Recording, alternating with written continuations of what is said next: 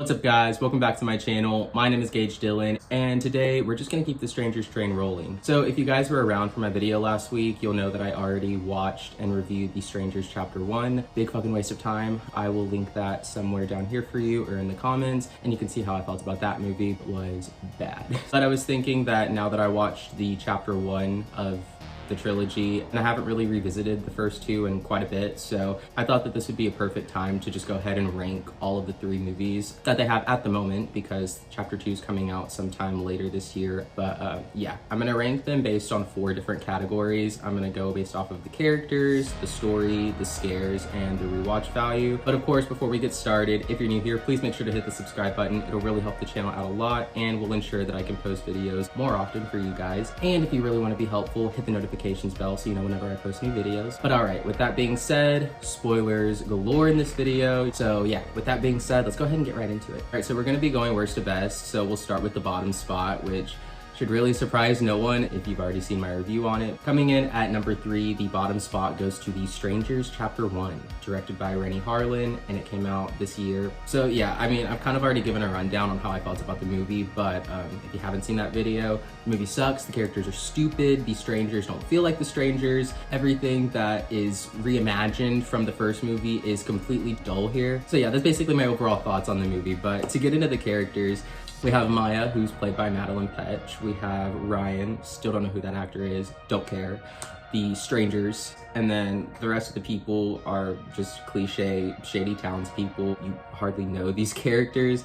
The people at the diner were just there to be dicks, pretty much. But all right, now getting into the story. The story is basically a couple, Maya and Ryan, are somewhere in Oregon and they stop at a diner in a small town.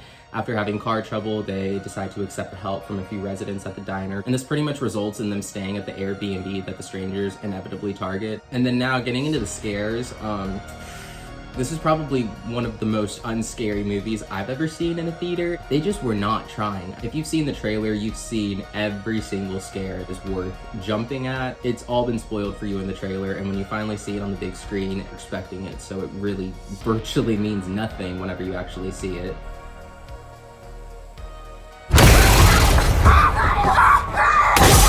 And then everything ripped from the original film has all of the suspense taken out of it because you know where it's going. They've hit the similar beats, the knocking, is Tamara home? Is Tamara here? No.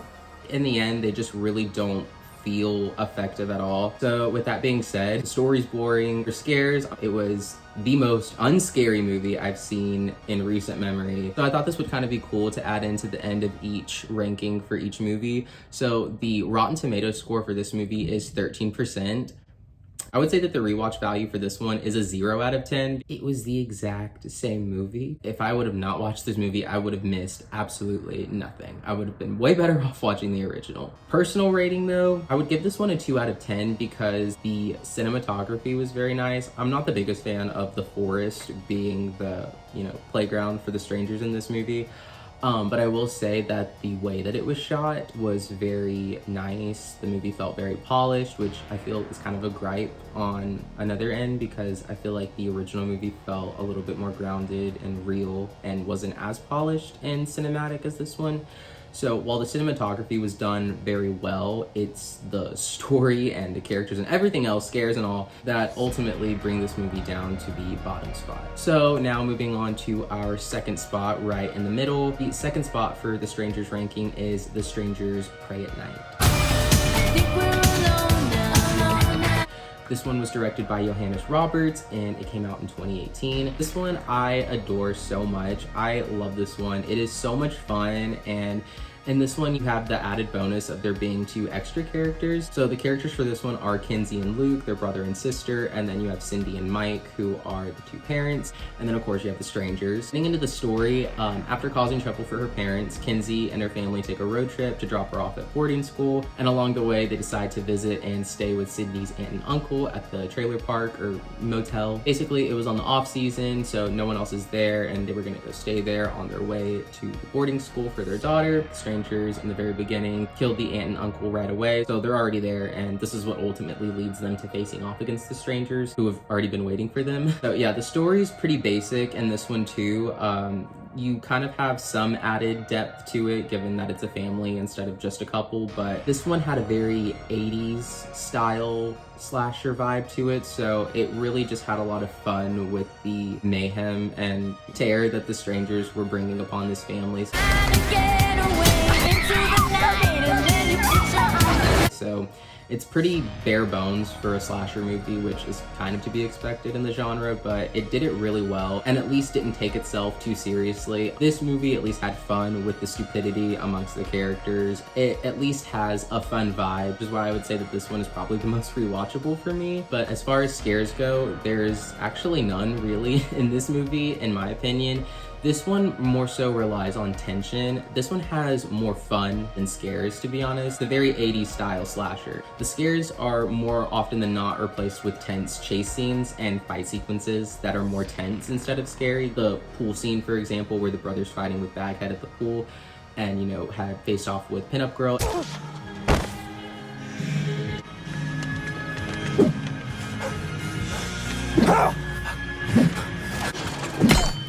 It has a lot more action going for it, and it also has these flashier sequences with fighting and chasing, so it has just a little bit more of an air of fun to this one.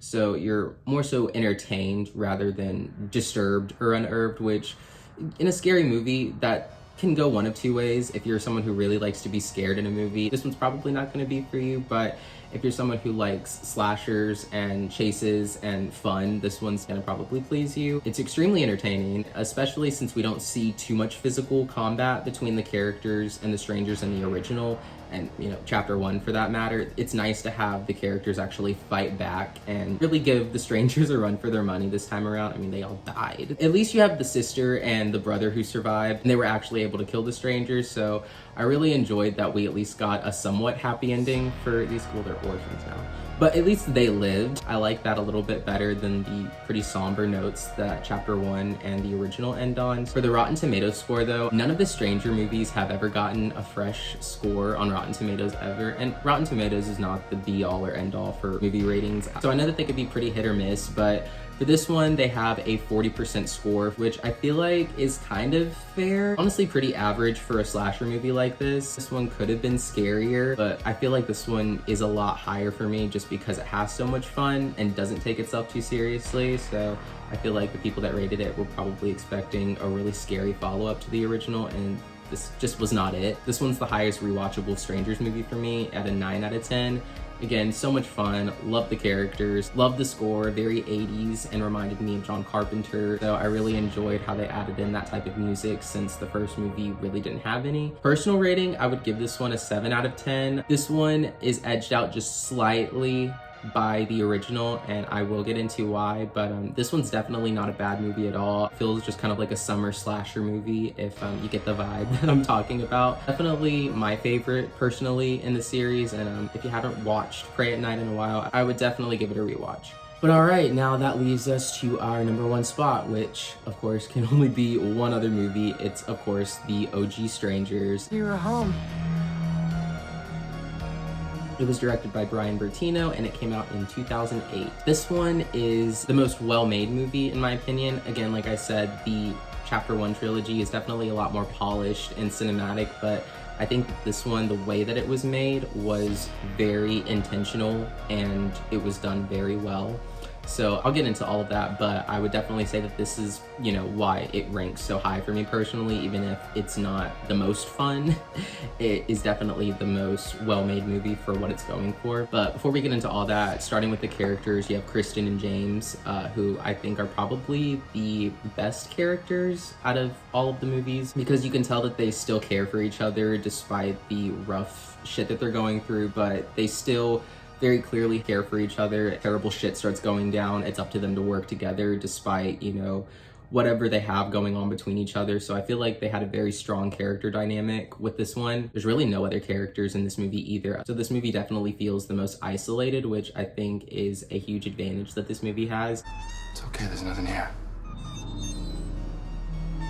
I haven't heard a dog bark Our car passed. I really like the setting for this one because it takes place in like a summer home, and it's not really in the middle of nowhere. It's just kind of like on the outskirts of town, which like houses like that I can really relate to growing up. So it definitely felt a little bit more real in terms of like not just feeling like a set, but feeling like a genuine lived-in home. But before I get off track anymore, let's go ahead and get into the story. So this one has a pretty simplistic story. I'd say probably the most simple out of all of the movies. So after a proposal gone wrong, couple Kristen and James return to James' summer family home, where they get a knock at the door and soon realize that they're not alone and that they're being targeted by a group of 3 strangers in masks. So for this one, obviously the story is very simple. It's the first one, definitely a lot more low-key than the other movies, and again I think it works to its advantage because it feels just like a very classic home invasion movie, like it could happen to anybody. So I thought that this one was very strong with its story, even though it's super simple. To get into the scares, I would say that this movie's scare style is a lot more nuanced. The banging at the door, breaking the silence in the film for the first time.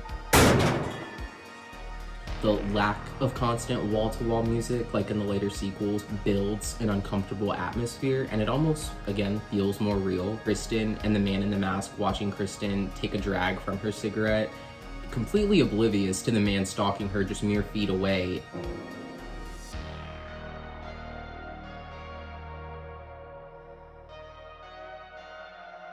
It will always be the movie's standout moments, that one and the window scene. Unlike the recreated modern takes on these scenes in chapter 1, my computer just died. How the fuck do you... Anyways, so to get back to the actual video, with that, I definitely have to give this movie the best scares out of the franchise because none of the other movies ever come close to replicating the vibe. Rotten Tomatoes score for this one is 49%. It's just 9 points higher than Prey at Night, so they're pretty similar on the spectrum of ratings for Rotten Tomatoes. 49%, it's not terrible, it's not great, it's just kind of average. But yeah, overall it just looks like in general critics are not the biggest fan of the Strangers franchise. The rewatch value for this one, I would say a 6 out of 10 because it's a pretty somber movie. Prey at Night is just a little bit more fun in its overall tone, so this one would definitely have a 6 out of 10 rewatch for me. But for my personal rating, I would give this one an 8 out of 10 because it's made so well. The way that it's filmed, the very subtle use of music whenever it's used, the strangers constantly being hidden in different parts of the movie where if you really look at the screen, you can see them hiding in the shadows. All of that is just done really well. This one definitely has the best filmmaking out of all of them, in my opinion, for at least what it was going for. So yeah, this one gets an 8 out of 10 for me. And as far as my overall thoughts for this franchise, at the end of the day, this series is about a trio of strangers in masks killing people. So no one's expecting groundbreaking cinema here, but the franchise's latest effort seems to be doing everything wrong, like most horror movies that try to follow that template do. Outrageously stupid characters, paper-thin plot, uninteresting or non-entertaining villains. It was flat, dull, too familiar, even for a retelling. This movie was just bad. And then the second movie, again, always gonna be my favorite to rewatch. It was definitely silly at times compared to the other movies, so this one, it's not for real die-hard horror fans. If you're more into like fun slashers, this one's probably gonna be up your alley. As for the original, it was definitely a familiar structure for a horror movie, even in 2008, but it uses really great atmosphere, and it ultimately edges out Prey at Night by being just a little bit scarier and unsettling. So yeah, guys, that is my Strangers ranking. I may update it when chapter 2 comes out later this year. After the train wreck that chapter 1 was, I'll definitely have to give it some thought. But yeah, all right, guys. With that all being said, that pretty much wraps up this video. Again, if you're new here, please make sure to hit the subscribe button. It really helps the channel out a lot. And if you really want to help out, hit the notifications bell so you know whenever I post new videos. But all right, guys, thank you so much for the support. Don't forget to leave a like, and I'll see you in the next one.